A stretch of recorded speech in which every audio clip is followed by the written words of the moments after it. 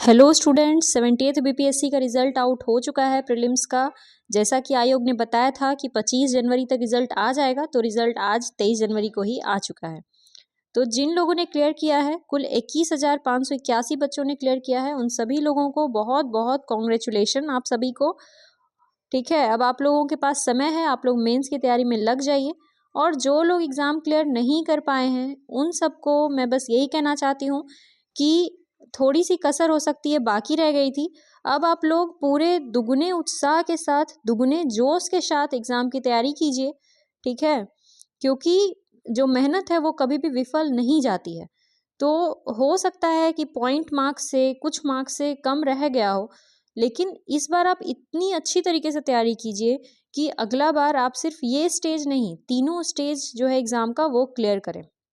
ठीक है, तो मैं उनसे भी जिनका एग्ज़ाम क्लियर नहीं हुआ और उनसे भी जिनका एग्ज़ाम क्लियर हुआ है, उन दोनों से यही कहूँगी कि this is the right time to prepare for mains. अब आपको कल से मेंस के लिए लग जाना चाहिए।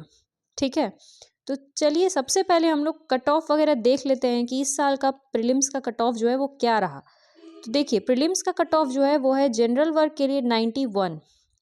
ठीक है, और जनरल मेल के लिए 91 है, फीमेल के लिए 81 है और बीसी मेल के लिए 84.67 है। अपने इसी चैनल पे प्रीवियस जो वीडियो थे उस जिसमें मैंने फाइनल कट ऑफ बताया था। ठीक है, मैंने एक्सपेक्टेड फाइनल कट ऑफ में बताया था कि कट ऑफ 90 ±2 रहने वाला है। ठीक है, और कट ऑफ जो है वो 91 है। ठीक है, 90 से 92 के बीच में था, तो कट ऑफ देखिए 91 है। और बीसी के लिए मैंने कहा था कि जिनका 85 है वो लोग एग्ज़ाम की तैयारी करना शुरू कर सकते हैं। तो बीसी का कट ऑफ 84.67 है।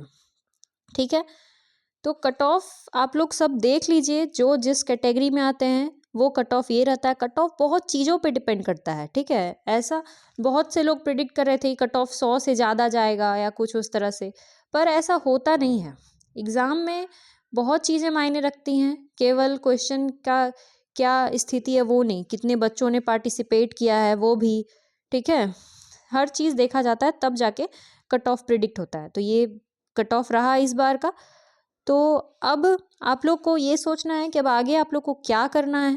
आज तो आप जिन्होंने क्लियर किया है वो खुशी मना लीजिए, और जिनका नहीं हो पाया है उनके लिए भी गम मनाने का केवल आज का ही समय है। कल से आप लोग को मेंस की प्रिपरेशन में लग जाना चाहिए।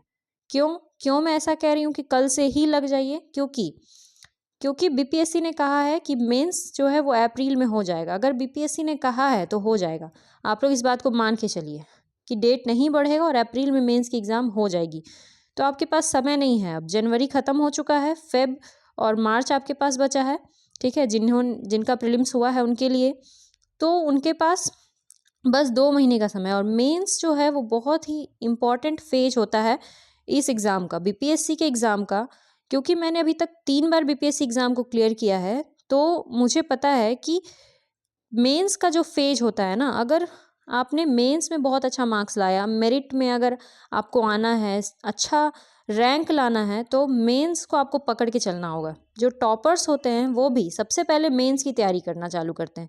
यूपीएससी में भी आपने यही सेम चीज़ सुना होगा कि मेंस की तैयारी पहले की जाती है। ठीक है, तो मेंस का तैयारी जो है वो आपको अभी से करना चाहिए। मेंस की तैयारी करने से क्या होगा कि आपका मेरिट में नाम आ सकता है। क्योंकि इंटरव्यू में देखिए बहुत चीज़ डिपेंड करता है। हो सकता है कि वहाँ पे आप उतने लोगों के सामने जाके डर जाएं, इंटरव्यूअर के सामने हो सकता है आपका आवाज़ ना निकले। ठीक है, हो सकता है कुछ गड़बड़ हो जाए बोलने में। लेकिन मेंस में अगर आपने बहुत अच्छा एकदम फोड़ के लिखा है ना, तो फिर इंटरव्यू में कुछ भी होगा, आपका कुछ नहीं बिगड़ेगा।